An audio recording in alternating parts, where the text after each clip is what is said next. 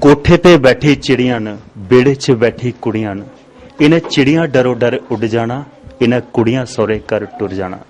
दोस्तों, इस सुहाग रूपा जड़ा असीं गीत सुना करते, कैसी विडंबना है, कैसा जीवन है उस धिऊ दा, क्यों परायातन बनदियां न इह धीआं।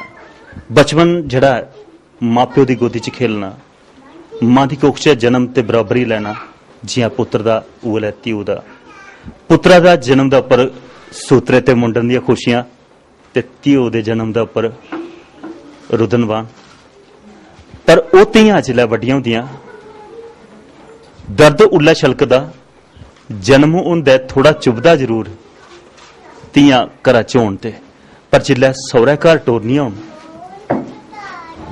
दहलीज जिसलै सौह्री दे घर आह्ली जाने बेल्लै डोली च कदम रखना होऐ ते उल्लै मां प्यो दा कलेजा भी छलकदा, धीएं दा ढिड भी जेड़ा मां प्यो लेई भखी खचोंदा। धी सौह्रे घर भी गेदी होग ते मां प्यो दी जेड़ी याद उसी कदें नहीं भुलदी।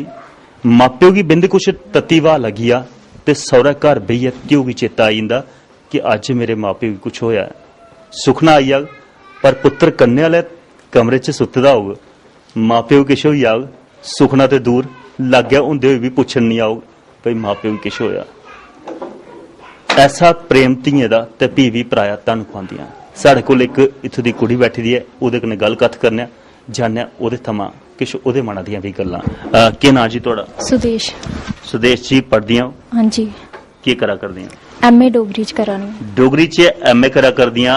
इक गल खास करियै अजकल कुड़ियां पढ़दियां लिखदियां ते कोशिश करदियां कोई साइंस दा विशे रखचै, कोई कमर्स जां आर्ट्स रखदियां, तुसें डोगरी गी चुनेआ?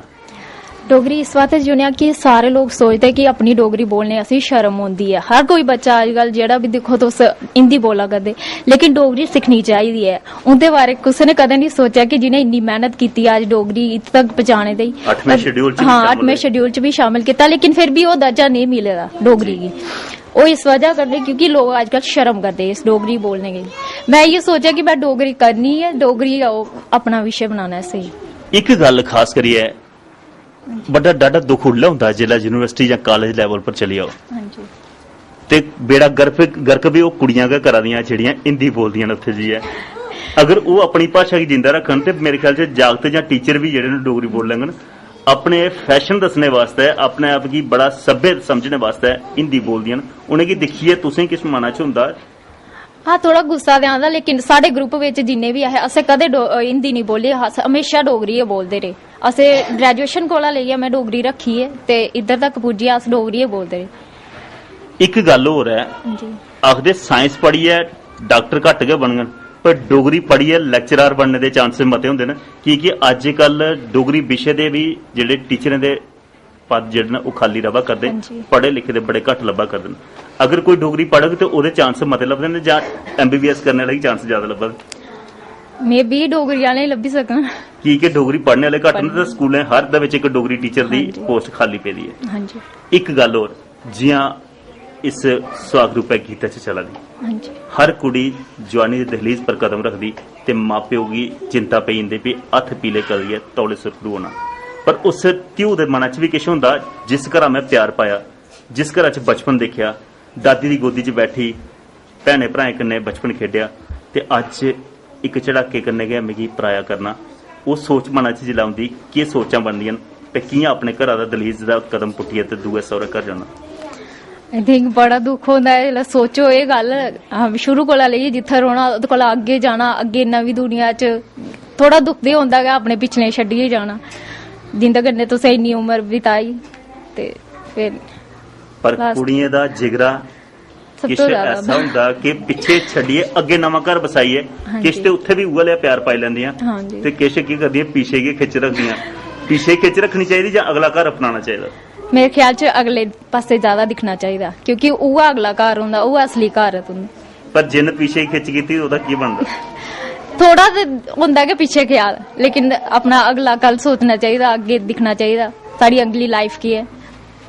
एक जियां डोगरी विशे दी तुसें गल कीती पे, डोगरी विशे दा उपर तुस एमए करा करदियां, डोगरी रीतें रवाजें दा जां तीज त्योहारें दा भी पता होना।